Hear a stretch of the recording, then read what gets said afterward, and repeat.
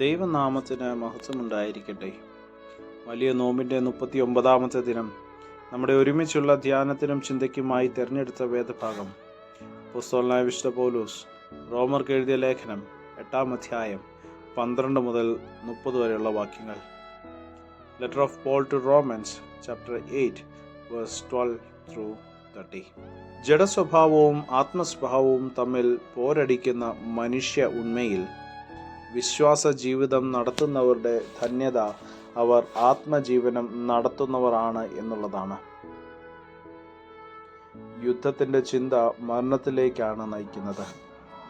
എന്നാൽ വിശ്വാസിയിൽ വസിക്കുന്ന ദൈവാത്മാവിനാൽ അവർ ജീവനിലേക്ക് നയിക്കപ്പെടുകയാണ്.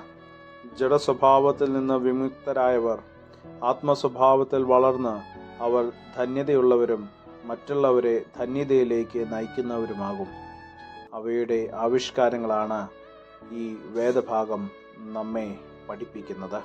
ആത്മസ്വഭാവമുള്ളവർ ദൈവമക്കളായി അബ്ബാ പിതാവേ എന്ന് വിളിക്കുന്ന ദൈവിക പുത്രത്വത്തിൻ്റെ ആത്മാവിനെ പ്രാപിക്കുന്നവരാണ്.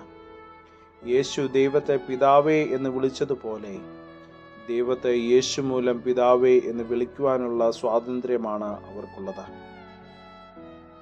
യേശു ക്രിസ്തുവിൽ സംഭവിക്കുന്ന തേജസ്കരണത്തിനും വിശ്വാസികളും അവകാശികളായിത്തീരുന്നത് യേശുവിൻ്റെ കഷ്ടാനുഭവങ്ങളിൽ അവരും പങ്കുചേരുന്നതിലൂടെയാണ്. കാൽവരിയിലെ കുരിശ് ഗോൽഗൊഥായിൽ ഉയർത്തപ്പെട്ട റോമൻ സാമ്രാജ്യത്തിൻ്റെ പീഡന ഉപാധി മാത്രമായിരുന്നില്ല. യേശുവിൻ്റെ നിലപാടുകളാണ് കുരിശ് വ്യക്തമാക്കുന്നത്. ചൂഷണം ചെയ്യുന്ന അധികാരവർഗത്തിനെതിരെ യേശു സ്വീകരിച്ച നിലപാടുകളാണ് കഷ്ടാനുഭവങ്ങളിലേക്ക് നയിച്ചത്. ദൈവരാജ്യത്തിൻ്റെ ഉന്നത ലക്ഷ്യങ്ങൾക്ക് വേണ്ടി ലോകത്തിൻ്റെ പീഡനങ്ങൾ ഏറ്റുവാങ്ങുന്നതിലൂടെ തേജസ്കരണത്തിൻ്റെ ആത്യന്തിക ഫലമാണ് ദൈവം നൽകുന്നത്. അതുതന്നെയാണ് ആത്മജീവനത്തിൻ്റെ ധന്യത. തൻ്റെ കഷ്ടതകളുടെ മൂർധന്യത്തിലും ലോകത്തിനു വേണ്ടി പ്രാർത്ഥിക്കുകയും ലോകത്തിന് വ്യത്യസ്തമായ ഒരു വിമോചന മാർഗം കാട്ടിക്കൊടുക്കുകയും ചെയ്തവനാണ് കർത്താവ്. ദുഃഖത്തിൻ്റെ പാനപാത്രം കയ്യിലിരിക്കുമ്പോഴും ഹല്ലേലൂയ പാടുന്ന ദൈവമക്കൾ ഉണ്ടായി വരുവാൻ സർവസൃഷ്ടിയും ഈറ്റുനോവോടുകൂടെ കാത്തുകൊണ്ടിരിക്കും. ദൈവത്തെ പിതാവായി സ്വീകരിച്ചിട്ടുള്ള സകല ദൈവമക്കൾക്കും വിമോചനം നൽകുന്ന ദർശനമാണ് ഈ വേദഭാഗത്തിൽ വ്യക്തമാക്കുന്നത്. സ്നേഹിക്കുന്നവർക്ക്, നിർണയപ്രകാരം വിളിക്കപ്പെട്ടവർക്ക് തന്നെ സകലവും നന്മയ്ക്കായി കൂടി വ്യാപരിക്കുന്നു എന്ന് നാം അറിയുന്നു.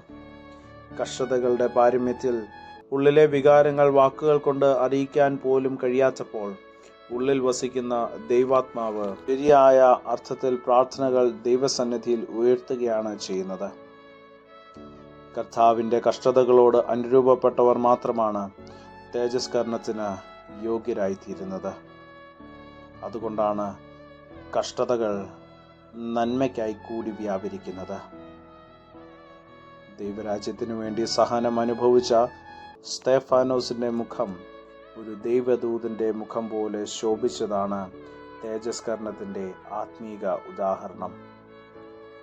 സഹമനുഷ്യരുടെ കഷ്ടതകൾ സ്വയം ഏറ്റെടുക്കുമ്പോൾ പ്രകാശിക്കുന്ന ഓരോ മുഖവും തേജസ്കരണത്തിൻ്റെ ഭാഗിക ജ്വലനമാണ്. ദൈവം അനുഗ്രഹിക്കട്ടെ. നമുക്ക് പ്രാർത്ഥിക്കാം. ദൈവമായ കർത്താവേ, ആത്മജീവനത്തിൻ്റെ ധന്യതയിൽ പുലരുവാൻ ഞങ്ങൾക്ക് സഹായം ചെയ്യണമേ. കഷ്ടതയിലും പാടുവാനും നഷ്ടം അതിൽ കൊണ്ടാടുവാനും നീതീകരണത്തിലും ശുദ്ധീകരണത്തിലും കൂടെ തേജസ്കരണം പ്രാപിക്കുവാനും ഞങ്ങളെ സഹായിക്കണമേ. യേശുവിൻ്റെ നാമത്തിൽ തന്നെ. ആമേൻ. സ്നേഹത്തോടെ, ജോയൽ അച്ഛൻ.